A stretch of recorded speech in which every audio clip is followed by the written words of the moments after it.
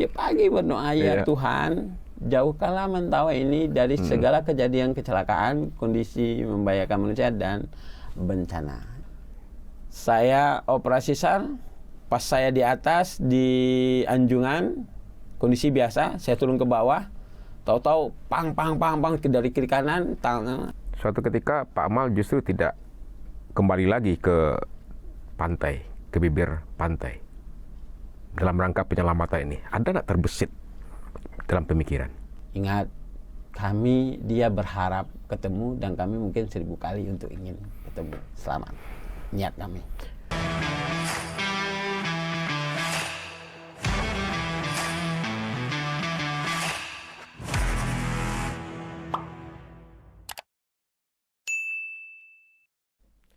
Halo, Assalamualaikum warahmatullahi wabarakatuh, dan salam sejahtera bagi kita semua. Semoga selalu sehat dan bersemangat. Kembali bersama saya Hidayat di channel Kopi Pahit Dayat, channel yang menginformasi, memotivasi, dan menginspirasi.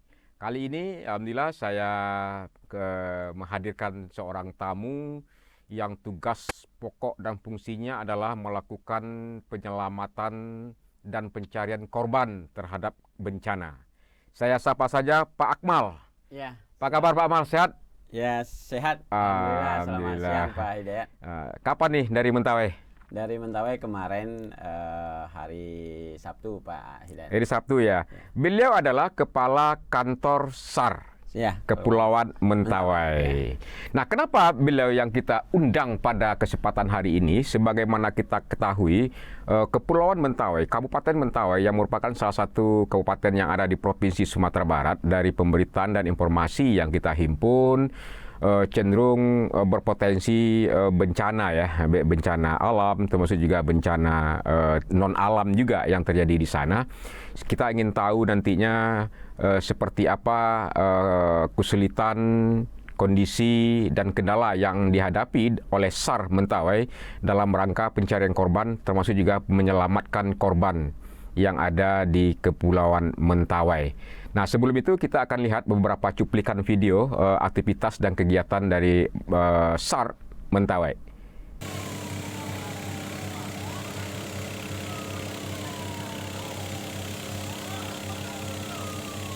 Nah, ini boleh diceritakan nih Pak Akmal langsung saja. Ini kejadian kapan dan apa ini kejadiannya Pak Akmal?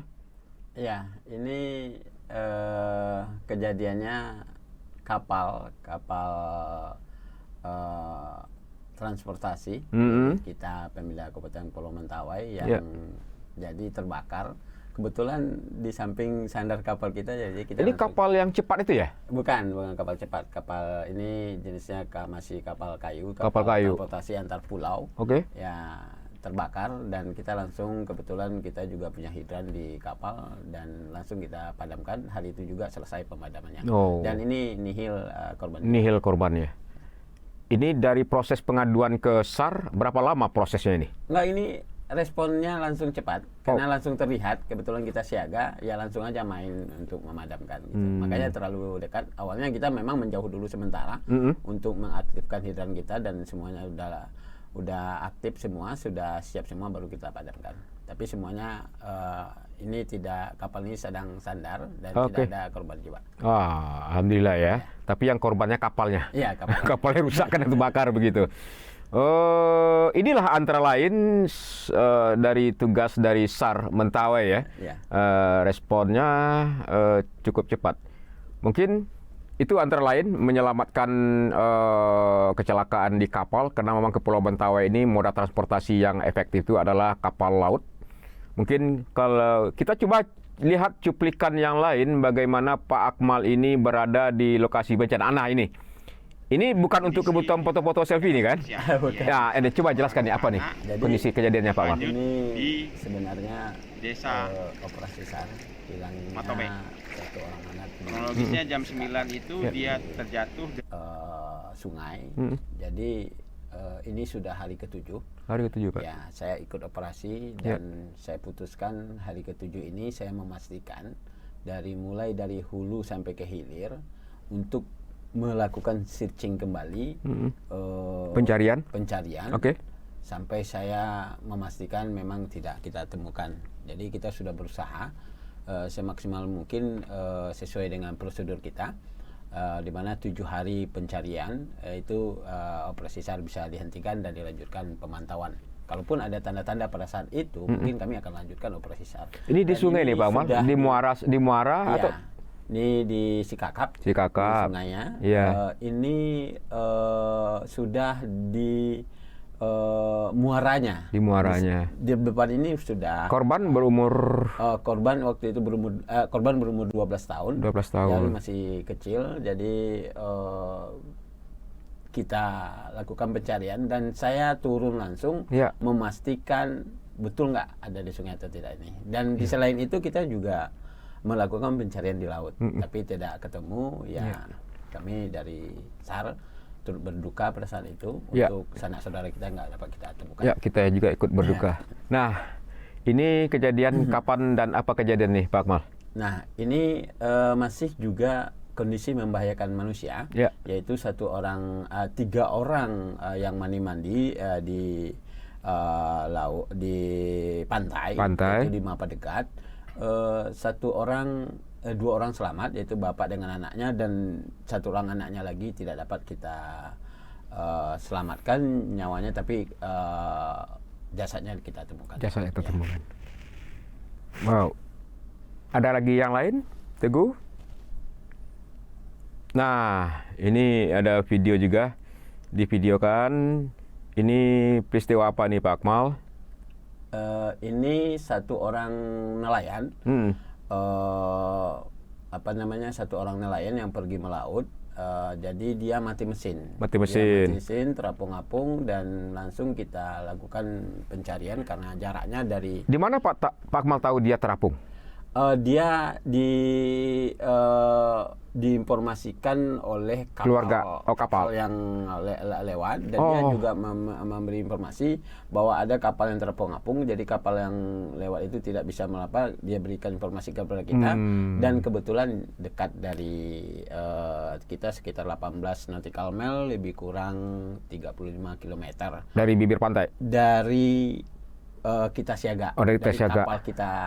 Jadi SAR Mentawai ketika menyelamatkan nelayan ini mendapatkan informasi dari kapal yang melihat, begitu ya? Ya, kapal yang melihat. Jadi, kalau kapal kan punya alat komunikasi dia. Kalau ini kan tidak punya dia Mentawai, nelayan kita. Dan alhamdulillah selamat. Selamat. Alhamdulillah.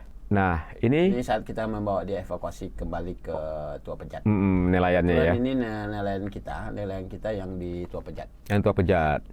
Ini nelayannya tadi ya. Ini juga tim gabungan nih. Ya, saat sudah tiba di dermaga. Oh, yang masih nelayan tadi. Ini prosesi penutupan operasi. Oh, penutupan operasi. Bersama saja kita berkumpul, berdoa, semoga selalu dilindungi. Oh iya. Wow, diakhiri dengan doa ya. Nah, ini kebakaran nih. Kebakaran yang tadi. Kebakaran yang kapal awal ya. Tadi. Nah, ini dari sudut pandang yang lain yang divideokan. Oke, Pak Akmal. Nah, inilah antara lain kegiatan-kegiatan dari SAR Mentawai, Pak Akmal, bagaimana melakukan upaya penyelamatan terhadap moda transportasi, termasuk juga nelayan, termasuk juga pencarian orang, begitu kan. Ya, pertanyaan saya pertama adalah, ini kan kawasan Kepulauan Mentawai ini kan berat ini. Ya. Bagaimana Pak Akmal coba memanage agar memberikan pelayanan yang cepat kepada siapapun juga yang butuh bantuan begitu. Dan dalam rata-rata seminggu atau sebulan itu berapa kali nih ada laporan ingin untuk dibantu? Silakan Pak Akmal, gimana potret sesungguhnya di Mentawai ini? Baik, terima kasih. Sebelum masuk ke situ, saya sapa dulu semuanya teman-teman yang menikmati kopi pahit melalui online. Iya, siap. Salam quick response, shoot and rescue. Sip. Baik, kami jelaskan terlebih dahulu apa itu SAR. Kadang masyarakat masih ragu-ragu dengan apa itu SAR. Jadi nama institusi kami Badan Nasional Pencarian dan Pertolongan, yang disingkat Basarnas dulunya, setelah familiar dengan kata Basarnas, yang pimpinan kami sendiri adalah dari Angkatan Udara, yaitu Marskal Madya TNI Henry Alfiandi. Beliau jadi pimpinan kami untuk lembaga ini adalah lembaga pemerintahan non kementerian. Nah, di daerah itu namanya Kantor Pencarian dan Pertolongan. Sering disingkat orang sering dikatakan orang kantor SAR gitu. Kantor Ada juga SAR. yang mengatakan Basarnas gitu. Nah, Basarnas itu di pusat, di daerah itu berjumlah 43, ada satu provinsi satu kantor SAR, ada 2 kantor SAR. Seperti Sumatera Barat mempunyai 2 kantor SAR, yaitu kantor SAR Padang, wilayah kerjanya Sumatera Barat di luar Mentawai. Mentawai sendiri, yaitu kantor SAR Mentawai. Begitu juga Sumatera Utara. Nah, yang Sumatera Utara 2, kalau Jambi itu hanya satu kantor SAR Jambi. Nah, tugasnya yaitu melakukan pencarian dan pertolongan. Pencarian dan pertolongan pada saat terjadinya bencana, kecelakaan, dan kondisi membahayakan manusia. Nah, di sini kami tupoksinya menjalankan tugas di Kabupaten Kepulauan Mentawai. Wilayah kerja kami adalah mulai dari Selat Siberut sampai ke Selat Sanding sampai ke Samudra Indonesia. Lebih kurang jauhnya 200 nautical mile dari bibir pantai ke Samudra Indonesia, dan wilayahnya untuk ke arah timur ini yaitu pertengahan antara Padang dengan Mentawai. Itulah tupoksi kami, di mana garis pantai Kabupaten Kepulauan Mentawai itu 11.000 lebih kilometer dan luasnya 6.000 kilometer persegi. Itulah luas Mentawai. Nah, bagaimana kami melaksanakan itu? Tentu kami tidak lepas dari bantuan semua potensi yang dinamakan potensi SAR itu, seperti TNI Polri, instansi atau organisasi yang ada di pemerintah daerah seperti BPBD, Dinas Sosial, Dinas Kesehatan, begitu juga teman-teman NGO lainnya seperti PMI, Pramuka, dan Tagana, dan juga instansi vertikal yang ada seperti KUPP dan SROP dan lain-lainnya, termasuk masyarakat. Itulah yang membantu kegiatan pencarian dan pertolongan. Untuk Kabupaten Kepulauan Mentawai, wilayah kerja kami, selama 5 tahun saya di Mentawai, itu saya dari Mentawai itu dari tahun 2017 akhir sampai sekarang, lebih kurang 5 tahun. Kejadian yang kami laksanakan pencarian dan pertolongan itu lebih untuk korbannya itu lebih kurang 717. 717? Iya, yang selamat itu 690, yang tahun meninggal tahun 2022. Iya, yang meninggal 2015 dan yang hilang 12. Nah, jadi jumlahnya itu 717 selama tahun 2018 sampai dengan 2022. Nah, untuk tahun 2022 kemarin itu berjumlah kejadian itu 19 kali. Nah, sementara alhamdulillah tahun sekarang dari 1 Januari sampai sekarang tanggal 31 ini nihil kejadian. Memang kami selalu berdoa, berharap kepada Tuhan yang Maha Kuasa, Allah Subhanahu wa taala, agar Mentawai itu selalu dihindari dari bencana, kecelakaan, dan kondisi membahayakan manusia. Tetapi terlepas dari semua itu, kami tetap melakukan siaga dengan baik itu personil, alut, dan prosedur. Tahun 2022 terjadi kecelakaan atau peristiwa 19 kali. Iya. Korbannya berapa? Nah, untuk tahun 2022 itu terjadi 19 kali kejadian, sama dengan tahun 2021. Lebih kurang korbannya itu berjumlah 86, jumlahnya 86, yang selamat itu 81, hilang itu 3, dan meninggal hilang itu 2, meninggal itu 3. Meninggal 3 ya. Artinya cukup luar biasa juga, dari persentasenya 97% lebih kurang itu Iya, sukses. iya, 97. Baik Pak Akmal, dari sisi personil kita jumlah berapa Pak, dan peralatannya gimana ini? Ya, untuk personil kita berjumlah 61. 61 personil. Ya, 61 personil dan peralatan kita ada satu kapal dengan panjang 40 meter, yaitu KN SAR Rama Wijaya 240 Mentawai.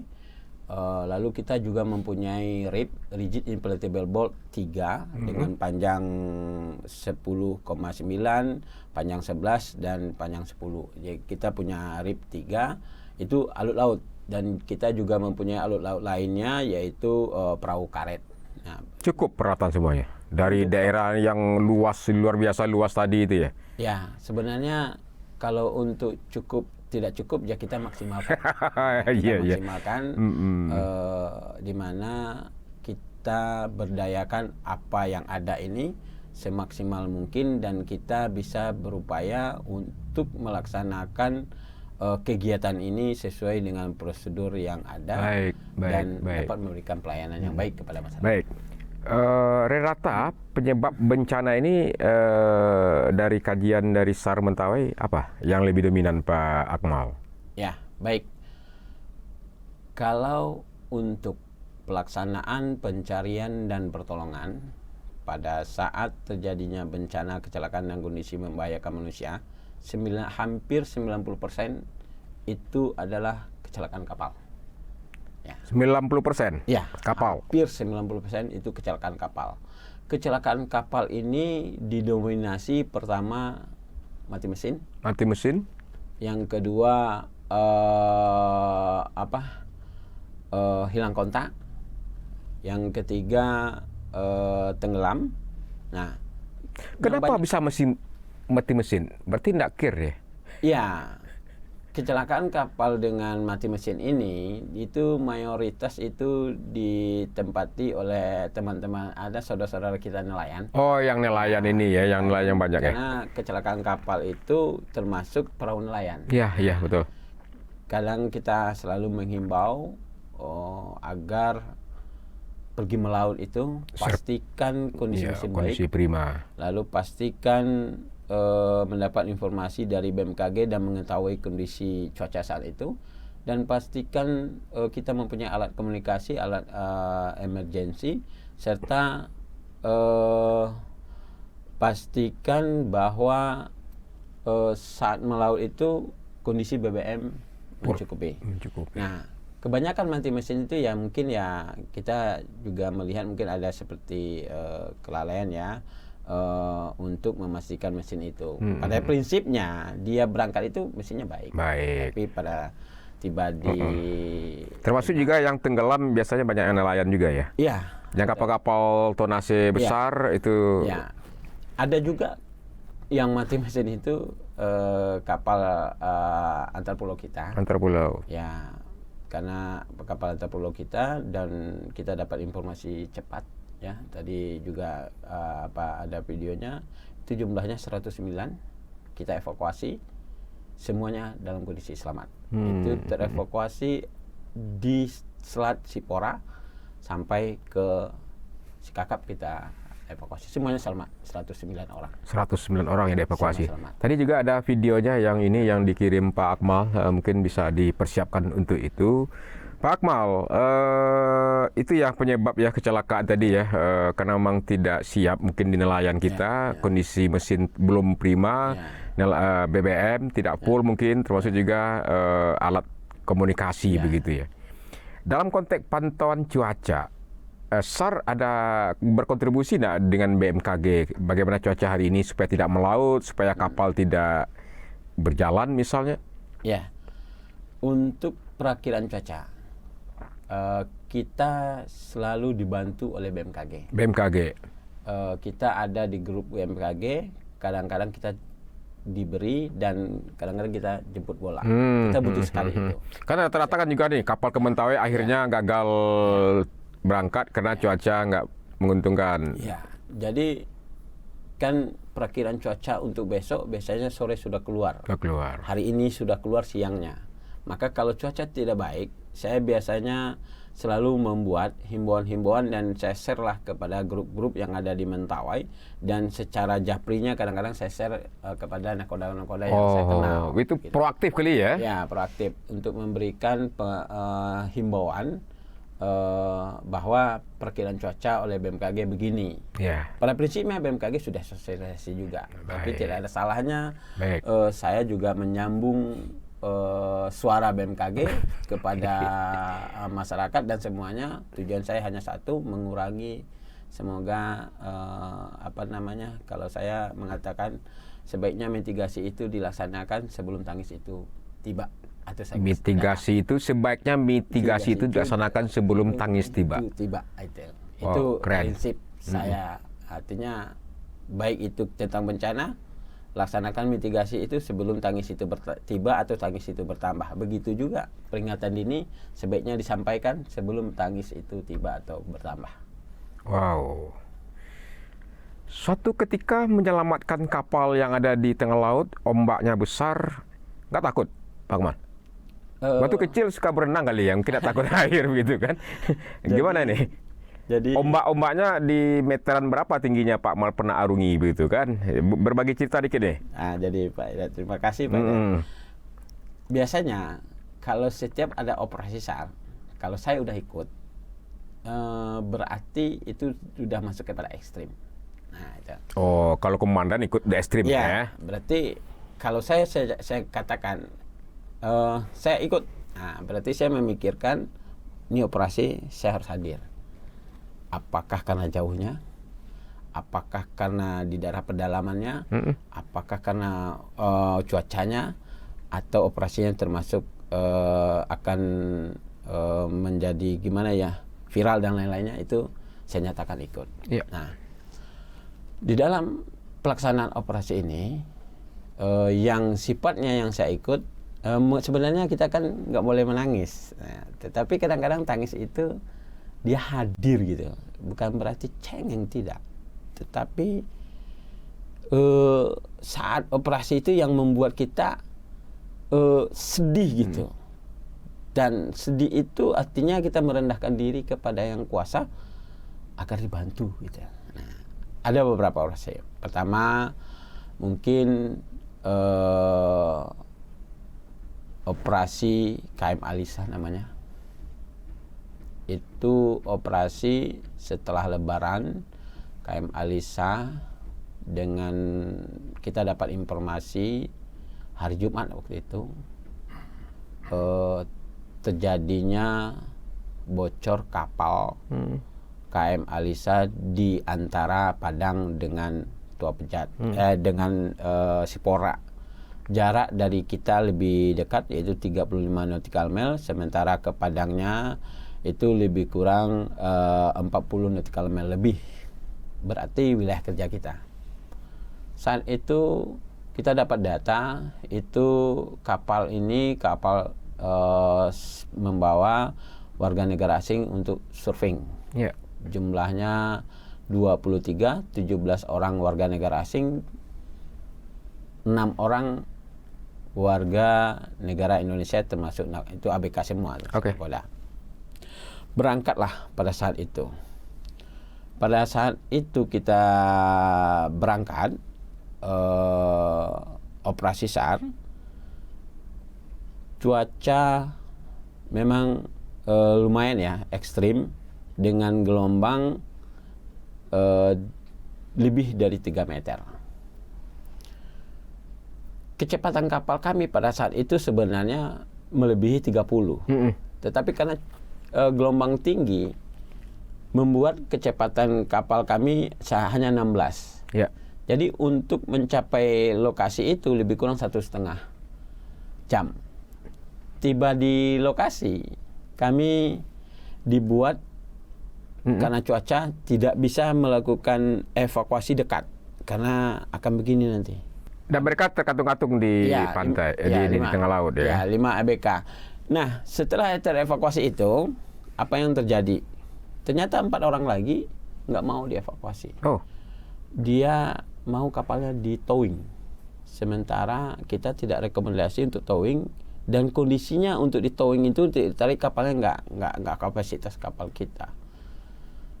Pada saat negosiasi terjadi trouble di kapal kita karena ada tali membelit ada terjadi trouble sehingga mesin kita mati.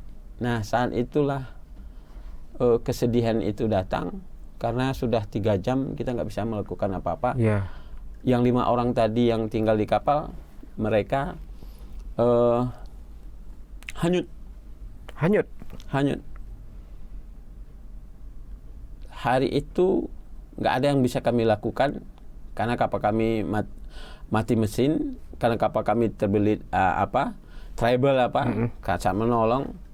Jadi saya turun ke bawah, ya menghadap ke Tuhan, menangis ke Tuhan. Tuhan ngasih jalan, mesin kami kembali hidup dan berusaha mencari yang 3 orang itu 3 jam baru ketemu dan dapat dievakuasi selamat. Dan mereka terapung-apung di... Ya, dapat terevakuasi semua. Kapal Alisa kami tinggal karena sudah penuh air, nggak seberapa lagi.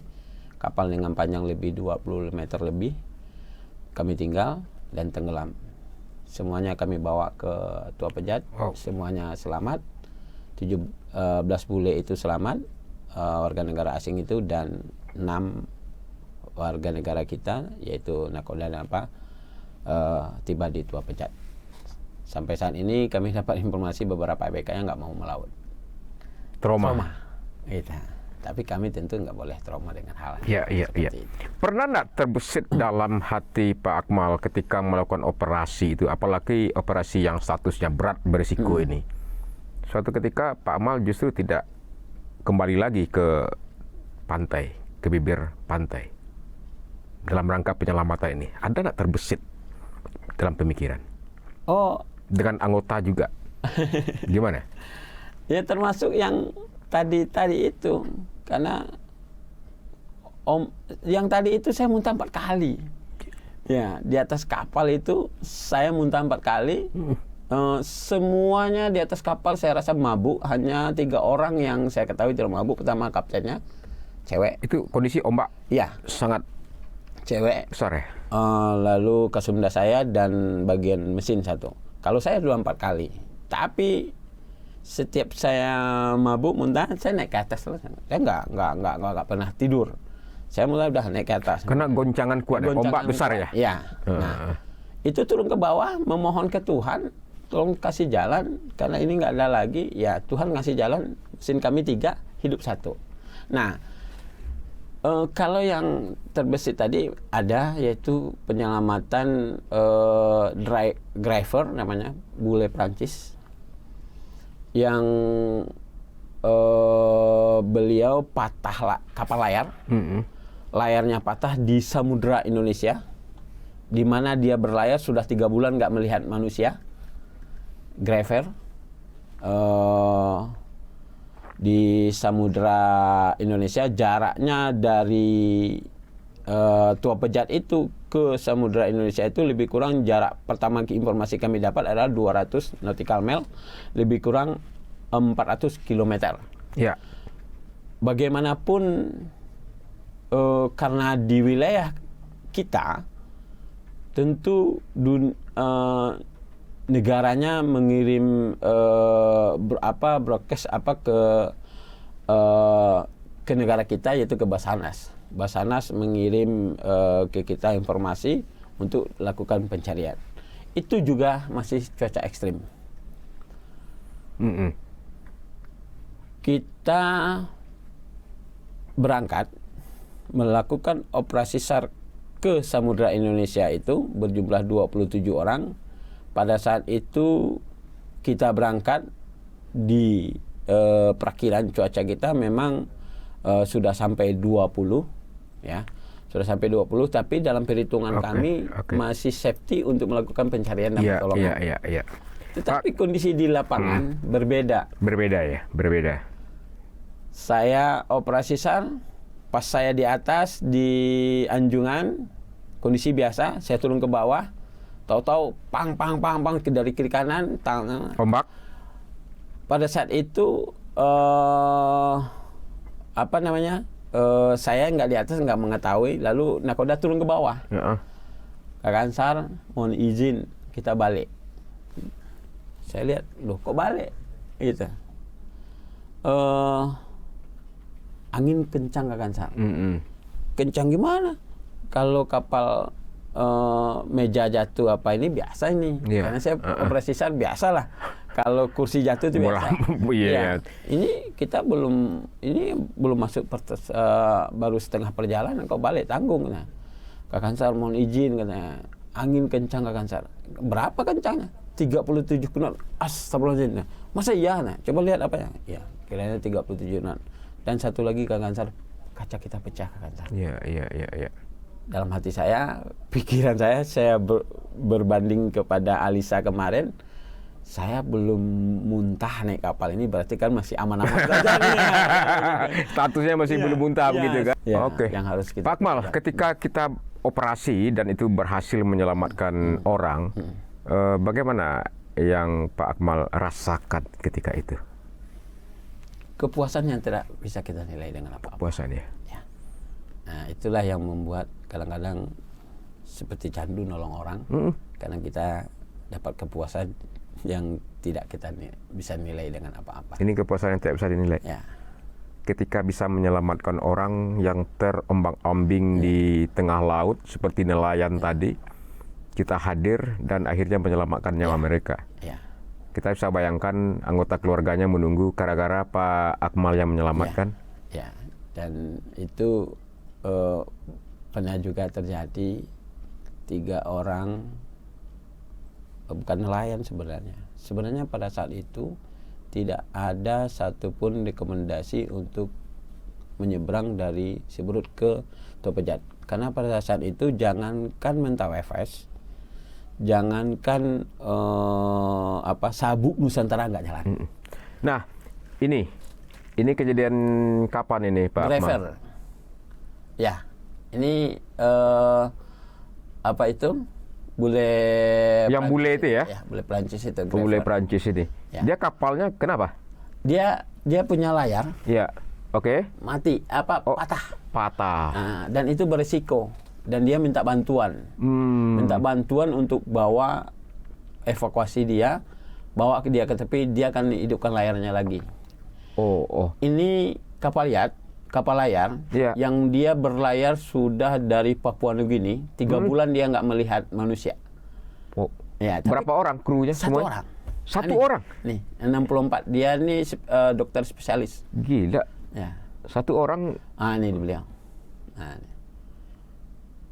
Oh. Dia tujuan terakhirnya mau ke Thailand. Jadi karena layarnya patah dan itu akan berisiko, makanya dia minta bantuan negara terdekat. Driver. Kita turun. Ya, kita turun. Dan saya melakukan pencarian dengan kapal tadi, KN SAR tadi, yang malam-malam tadi, kami balik lagi ke Topejat karena nggak mampu. Karena sudah kaca pecah. Tapi saya tiba di Topejat, saya tetap berpikir, apa langkah lagi nih? Orang harus selamat. Iya. Saya lihat besoknya cuaca bagus, udah kita pakai rip yang kecil. Tembak kita ke Sikakap dulu, mengukur-ngukur kita menembak ke Sikakap. Iya. Ya, tadinya kita dari Tua Pejat itu langsung ke sini. Nah, dengan rip kita ke Sikakap dulu, baru kita jemput dia di sini. Kita ketemu dia di sini. Di sininya ya? Iya, ketemu dia di sini. Jauh nih. Iya, sekitar lebih kurang 10 sampai 20 nautical mile. Berapa kilometer itu? 35 lebih kurang. kilometer. Dengan ini kita berangkat. Ini ya.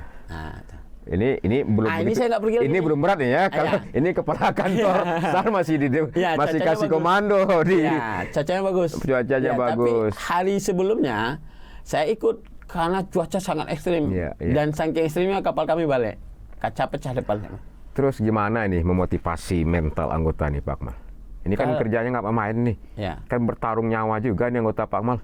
Iya, jadi ada namanya kami buat logo Basarnas Mentawai ya. Kalau di Basarnas kan Afiknam Jagat Samagelam, semoga salam alam semesta, atau Quick Response. Nah, kami buat logo namanya Mentawai. Mentawai. Men itu mental. Mental. Ya, saya kasih warna putih. Mental yang bersih, suci, ikhlas dalam melaksanakan tugas. Ta itu tangguh. Biasanya orang kan tangguh kan satu. Kami tangguhnya 2. Artinya berani mengambil sikap dan tidak mudah mengeluh. Ingat, orang minta tolong cuaca ekstrim, cuaca tidak bagus karena ekstrimnya. Kalau mereka mampu, dia nggak minta tolong. Nah itu, jadi seorang rescuer tidak mudah mengeluh. Harus berpikir, bertenaga untuk melakukan pertolongan. Tetapi kita juga nggak berbahasa nekat. Nggak nekat. Kita tetap perhitungan. Okay. Ya, kita tetap perhitungan. Dan sesuatu sudah final misalnya nggak apa ya kita apa. Tetapi selagi kita mampu ya seperti ini tadi. Jadi timnya solid gitu ya. Nggak ada yang mengganggu emosi kawannya. Ya. Ini nggak mungkin berani kita balik yuk. Itu Pak Akmal yang kasih dia motivasi ya. Lalu why? Piawai. Piawai. Kami kasih berwarna langit ya. Piawai artinya seorang rescuer itu harus cerdas, berpikir dan belajar. Ilmu pencarian dan pertolongan tidak instan. Setiap hari harus belajar, setiap hari harus terlatih. Nah itulah mental tangguh. Mental tangguh. Piawai. Piawai. Mentawai. Wow, keren ini. Mentawai, mental yang suci, Ya. jiwa yang tangguh, dan terlatih. Piawai. Dan piawai terlatih cerdas. Ya, cerdas. Artinya penuh perhitungan dalam melaksanakan operasi. Kenapa demikian? Karena memang korban yang minta dibantu ini dalam kondisi darurat. Darurat. Kalau dia tidak darurat, pasti dia tidak akan minta bantuan. Dan kita jangan mudah mengeluh. Jangan mudah mengeluh, jangan mudah menyerah. Jangan mudah menyerah. Pak Akmal, dalam sekian operasi tentu ada yang gagal. Ya. Kegagalannya bisa telat, bisa sarana prasarana tidak mendukung. Ya. Kira-kira apa yang Pak Akmal rasakan ketika gagal mencari atau menolong korban?